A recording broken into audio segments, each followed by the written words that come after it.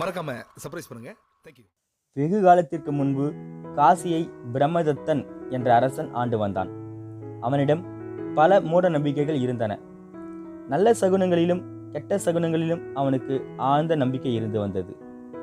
அரசனின் இந்த பலவீனத்தை அரண்மனை பண்டிதர்கள் நன்றாகவே தெரிந்து வைத்திருந்தார்கள். ஆகவே அவர்கள் அரசனை பல முறை ஏமாற்றி தங்கள் விருப்பங்களை நிறைவேற்றி கொண்டார்கள். ஒரு நாள் அமாவாசை நள்ளிரவு நேரத்தில் அரசன் பிரம்மதத்தன் தன் படுக்கையறையில் தூங்கிக் கொண்டிருந்தான். ஒரே மயான அமைதி நிலவியது.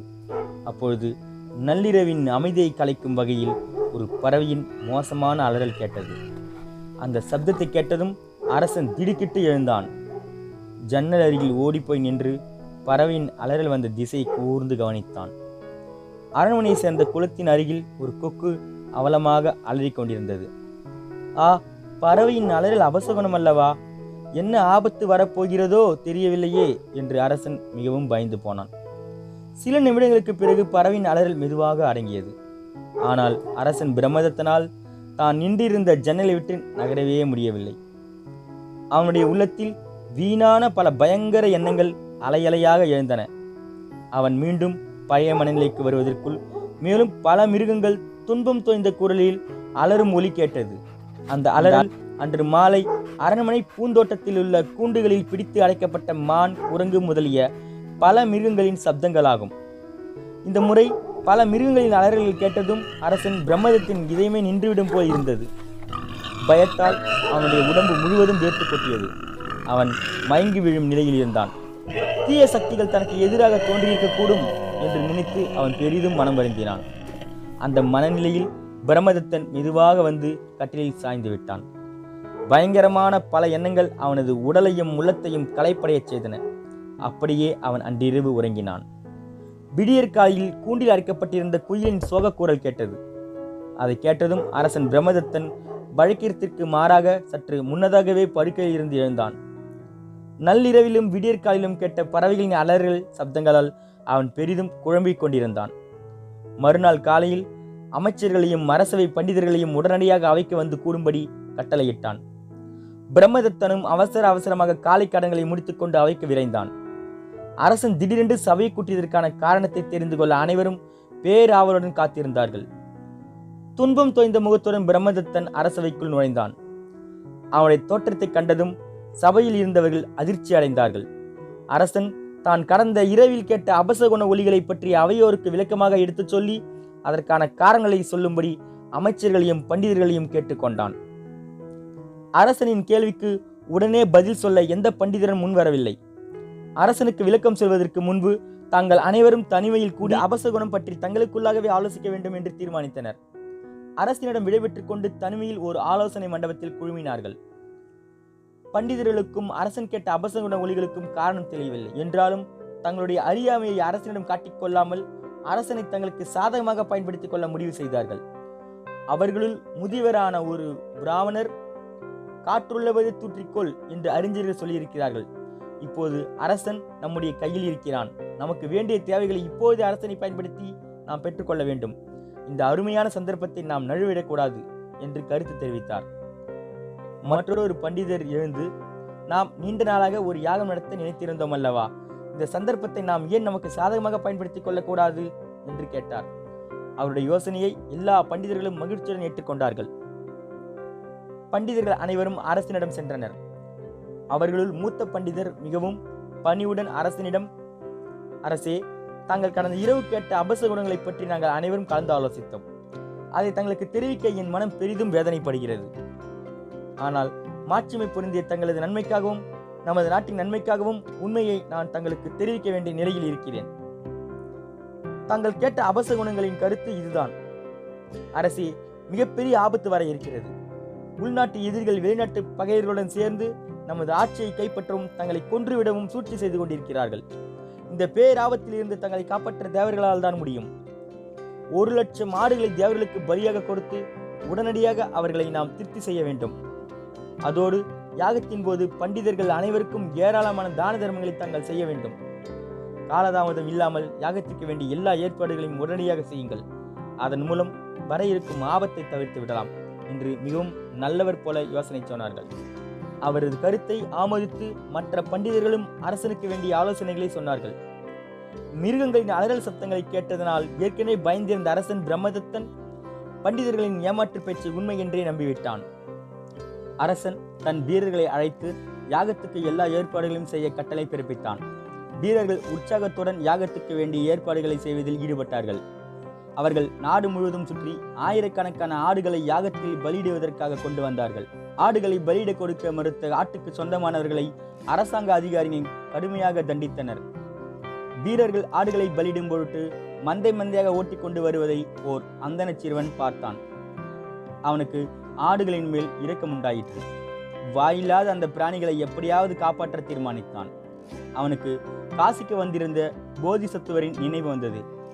அந்த பிறவியில் புத்தர் போதிசத்துவராக பிறந்திருந்தார். அவர் இமயமலையில் நீண்ட காலம் தவம் செய்துவிட்டு அப்பொழுதுதான் காசியில் இருந்து நந்தவனம் ஒன்றுக்கு வந்து தங்கியிருந்தார். யாகத்தில் பலியிட இருக்கும் இந்த ஆயிரக்கணக்கான ஆடுகளை போதிசத்துவரால் மட்டுமே காப்பாற்ற முடியும் என்று மிகவும் தீர்மானத்துடன் நம்பினான். மரணத்தின் பிடியில் சிக்கியிருந்த அந்த பரிதாபத்திற்குரிய பிராணிகளை காப்பாற்றும்படி போதிசத்துவரிடம் வேண்டிக் கொள்ளும் எண்ணம் அவனுக்கு தோன்றியது. உடனே அவன் அந்த மகான் தங்கியிருந்த நந்தவனத்தை நோக்கி ஓடினான். அவன் நந்தவனத்தை அடைந்த பொழுது அவனுக்காகவே காத்திருந்தவரை போல போதிசத்துவர் ஓர் ஆலமரத்தடியில் உட்கார்ந்திருந்தார். அவரை பார்க்கும் கொடிய மிருகங்கள் கூட தங்களின் கொடூரத்தன்மையை இழந்துவிடும். அவ்வளவு அன்பும் கருணையும் கொண்டவராய் போதிசத்துவர் விளங்கினார். மாதவ செல்வராகிய அவருடைய முகம் அன்புமிக்க தாயை நினைவூட்டுவதாக இருந்தது. பையனை பார்த்ததும் போதிசத்துவர், குழந்தாய், உனக்கு என்ன வேண்டும் என்று அன்பு பொங்க வினவினார். அரசன் பிரம்மதத்தன் ஒரு யாகம் நடத்த இருக்கிறான். அதில் ஆயிரக்கணக்கான ஆடுகளை பலியிடப் போகிறார்கள் என்று அந்த சிறுவன் எல்லா விவரங்களையும் போதிசத்துவருக்கு விளக்கமாக எடுத்துரைத்தான். அதோடு எந்த விதத்திலாவது அந்த அப்பாவி ஆடுகளை காப்பாற்றும்படியும் போதிசத்துவரை வேண்டினான். பையன் சொன்ன துயர கதையை கவனமாக கேட்டுக்கொண்டிருந்த போதிசத்துவர் பத்மாசனத்தில் அமர்ந்து உட்கார்ந்தார். கண்களை மூடி சிறிது நேரம் ஆழ்ந்து தியானித்தார். சற்று நேரம் கழித்து போதிசத்துவர் தியானம் கலைந்து மெல்ல கண் விழித்தார். எதிரில் நின்றிருந்த பையனிடம் அவர், குழந்தாய், அரசன் பிரம்மதத்துவனுக்கு திகிலை உண்டாக்கிய மிருகங்களின் அலறல் ஒலிகள் இயல்பான ஒலிகளே ஆகும். அந்த சப்தங்கள் எழுந்ததற்கு இயற்கைக்கு புறம்பான காரணம் எதுவும் இல்லை. அரசன் பிரம்மதத்தன் வீணாக இப்படி பயந்திருக்க வேண்டியதே இல்லை என்று சொன்னார்.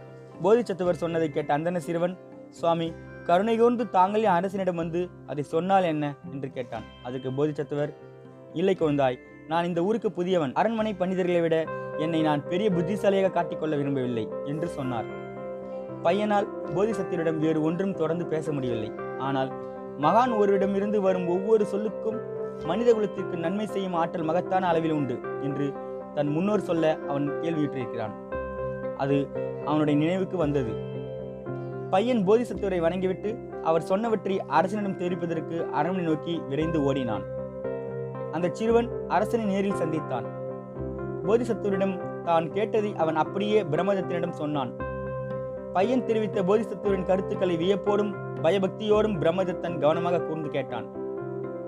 அரசனிடம் அறியாமையும் குழப்பங்களும் இருந்த போதிலும் தெய்வீகம் ததும்பும் சன்னியாசி ஒருவரின் கருத்துக்கு செவி சாய்க்கும் போதிய ஞானமும் அவனிடம் இருக்கவே செய்தது. உடனே பிரம்மதத்தன் ஞானமே வடிவெடுத்த போதிசத்துவரை நேரில் சென்று பார்க்கவும் அவரிடம் தன் மனக்குழப்பங்களை சொல்லி பரிகாரம் தேடவும் விரும்பினான்.